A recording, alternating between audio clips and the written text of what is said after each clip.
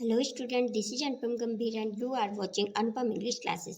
Student, आज के इस वीडियो लेक्चर में class 12 English flamingo book poem 1 my mother at 66 जिसकी पोएट कमला दास हैं, इसके हम समरी कवर करेंगे। स्टूडेंट्स, इस पोम में पोएट कमला दास अपनी मदर के बारे में हमें बता रही हैं और बताती हैं कि उनकी मॉम 66 इयर्स की हो चुकी हैं और अपनी उम्र के अनुसार बहुत ही वीक दिखाई देती और बूढ़ी भी दिखाई देती हैं।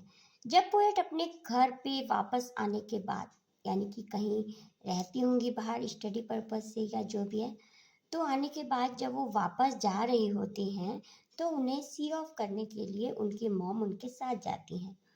अब उनकी मॉम और पोएटस कार में पीछे वाली सीट पर बैठी हैं और उनकी मॉम सो रही हैं और सोते समय उनकी मॉम का मुंह खुला हुआ था।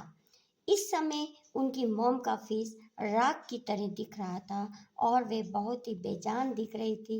अब पोएटेस अपनी मॉम के फेस को देखते हुए डर जाती हैं कि कहीं उनके वापस आने तक उनकी मॉम की डेथ ना हो जाए।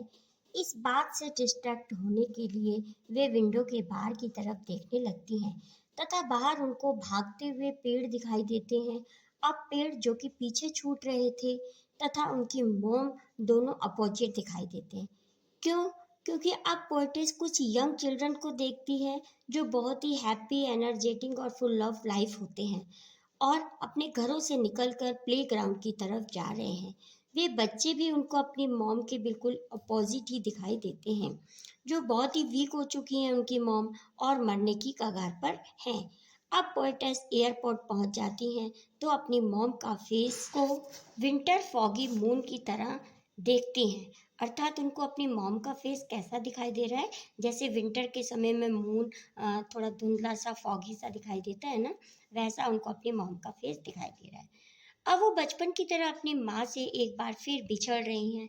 कभी बचपन में भी ऐसा हुआ होगा कि वो अपनी माँ से दूर कहीं स्टडी पर्पस के लिए गई होंगी और आज फिर वो वैसा ही फील कर रही हैं और उनके ख्याल में आ रहा है कि शायद अब वे दोबारा अपनी माँ से फिर ना मिल सके, क्योंकि उनकी मॉम की एज तथा वीकनेस बहुत ज़्यादा थी। फिर उन्होंने अपनी मॉम से सी यू सीन अम्मा कहा एंड केवल ब्रॉडली 3 बार स्माइल किया। स्टूडेंट, यहाँ पे 3 बार स्माइल जो उन्होंने किया, फर्स्ट स्माइल की मीनिंग है रियलाइज। वो रियलाइज करती हैं कि मैं अपनी माँ से फिर मिलूंगी। सेकंड स्माइल ब्रेव को शो करता है, ब्रेव यानी कि बहादुरता से वो अपने मन को ठान लेती हैं कि वो अपनी मॉम से फिर मिलेंगी। एंड थर्ड स्माइल होप है, होपफुली वो सी ऑफ कर देती हैं कि हाँ 100% मैं अपनी मॉम से फिर मिलूंगी। और फाइनली इस होप के साथ कि वह अपनी माँ से ज़रूर मिलेंगी, इस होप से वो एयरपोर्ट की तरफ चली जाती हैं और यहीं पे स्टूडेंट हमारी पोम कंप्लीट हो जाती है। I hope this video lecture is very helpful to you. Yes, please like this video, share this video and also comment on this video. Subscribe my channel for more videos. Thank you so much for watching. मिलते हैं next video lecture में, तब तक के लिए bye.